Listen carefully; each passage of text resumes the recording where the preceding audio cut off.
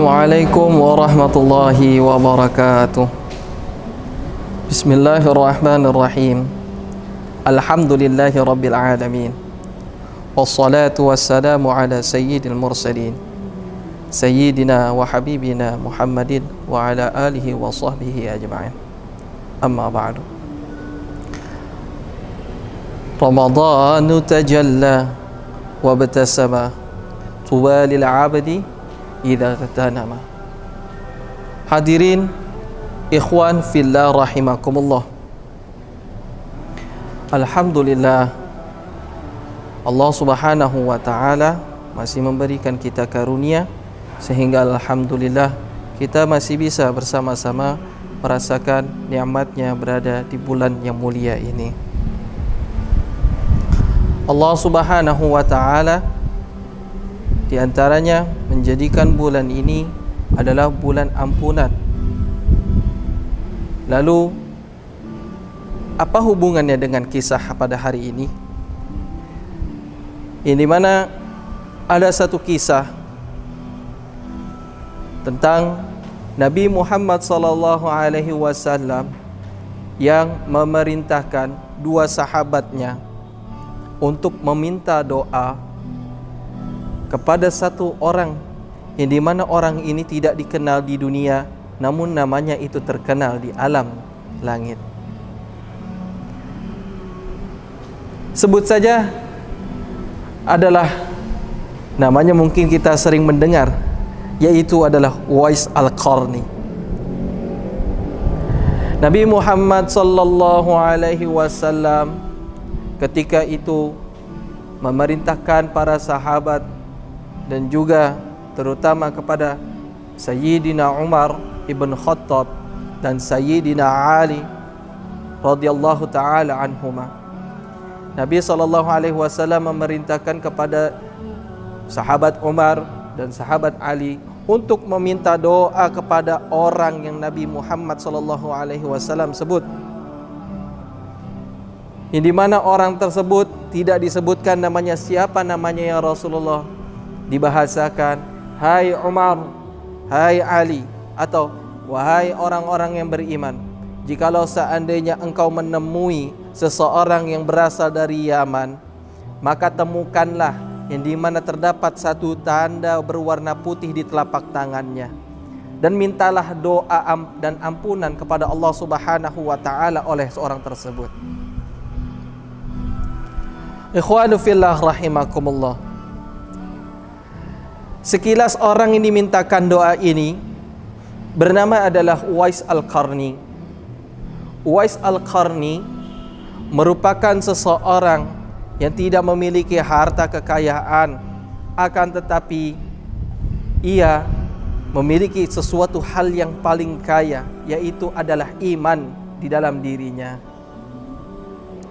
Iman terhadap dirinya, dan juga ia memiliki satu kekayaan lagi, yaitu adalah kebaktiannya kepada ibundanya. Dia merupakan seorang anak yang saleh.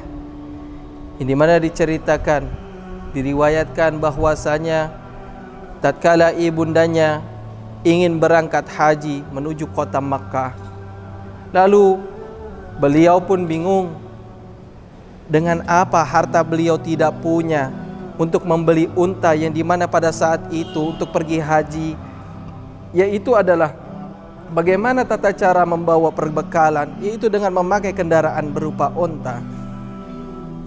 Oleh karenanya beliau memberi seekor lembu, yang dimana lembu tersebut beliau buatkan kandang di atas bukit, yang dimana tatkala saat beliau itu berangkat ke atas bukit, lalu membawanya kembali itu lembu ke bawah untuk memberikan makanan.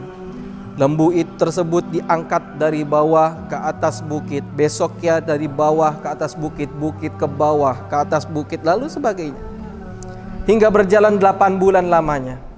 Sehingga tak terasa lembu tersebut yang tadinya masih kecil, hingga tiba-tiba lembu tersebut beratnya mencapai 100 kg.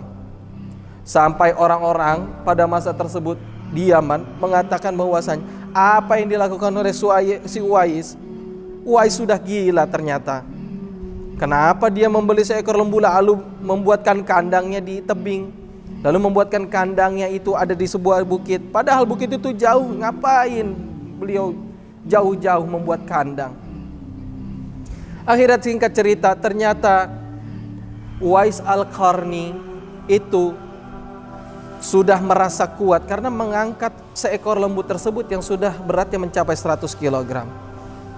Dan Uwais Al-Qarni akhirnya mengajak ibundanya untuk berangkat haji bersama-sama dengan cara ibundanya digendong sampai kota Makkah. Sesampainya mereka berdua di depan hadapan Ka'bah, mereka memohon kepada Allah Subhanahu wa taala, dan apa yang terucap pada lisan Uwais Al-Qarni, dia hanya berdoa, "Ya Allah, wahai Tuhanku, ampunilah dosa ibuku. Ya Allah, wahai Tuhanku, ampunilah dosa ibuku. Ya Allah, wahai Tuhanku, ampunilah dosa ibuku." Lalu bertanyalah ibundanya mendengar hal tersebut, Uwais, kenapa engkau hanya berdoa untuk Allah mengampuni diriku saja? Bagaimana doa engkau untuk dosa-dosamu? Kenapa engkau tidak meminta bahwasanya Allah agar mengampuni dosa-dosamu, wahai Uwais? Faqala Uwais, lalu Uwais Al-Qarni berkata, menjawab perkataan daripada ibunya, "Wahai ibuku, cukuplah bagi aku mendoakan agar ibu diampuni dosa-dosanya oleh Allah Subhanahu wa taala, agar ibu bisa masuk ke surganya Allah Subhanahu wa taala. Dan cukuplah bahwasanya aku masuk surga Allah Subhanahu wa taala dengan sebab ibu ridho terhadap diriku ini, wahai ibuku." Subhanallah. Ikhwani fillah rahimakumullah. Itu merupakan sebuah ketulusan doa dari Uwais Al-Qarni, yang dimana dengan kebaktiannya ia terhadap ibundanya, Allah Subhanahu wa taala menyembuhkan penyakitnya dia, yang dimana ia memiliki penyakit, yaitu penyakit sopak.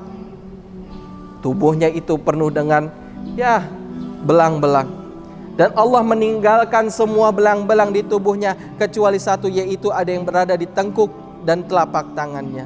Sebagai apa? Sebagai tanda bahwasanya Nabi SAW, yang nantinya Nabi SAW tersebut memberitakan kepada para sahabat, yang dimana para sahabat tersebut ketika ingin mencari Uwais Al-Qarni di mana, yaitu dengan tanda di telapak tangannya.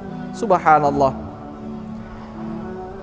Uwais Al-Qarni tidak dikenal di negerinya, sehingga jikalau seandainya berkata Uwais Al-Qarni di negerinya ketika itu merupakan seseorang yang tidak dikenal, masturun fid dunya wa masyhurun fis sama, akan tetapi Uwais Al-Qarni meskipun tinggal di daerah Yaman, tapi di kota Makkah Nabi Muhammad SAW memberitakan kebaikan tentang Uwais Al-Qarni yang namanya terkenal di alam langit, yang dimana beliau memerintahkan kepada para sahabat, yang dimana memesankan pula kepada sahabatnya Sayyidina Umar dan Sayyidina Ali bin Abi Thalib karamallahu wajhah agar meminta doa kepada Uwais Al-Qarni, yang dimana alhamdulillah atas izin Allah Subhanahu wa taala wa qudratihi, Allah Subhanahu wa taala mempertemukan Sayyidina Umar bin Khattab dan Sayyidina Ali bin Abi Thalib kepada Uwais Al-Qarni, yang dimana mereka berdua meminta doa kepada Uwais Al-Qarni tersebut.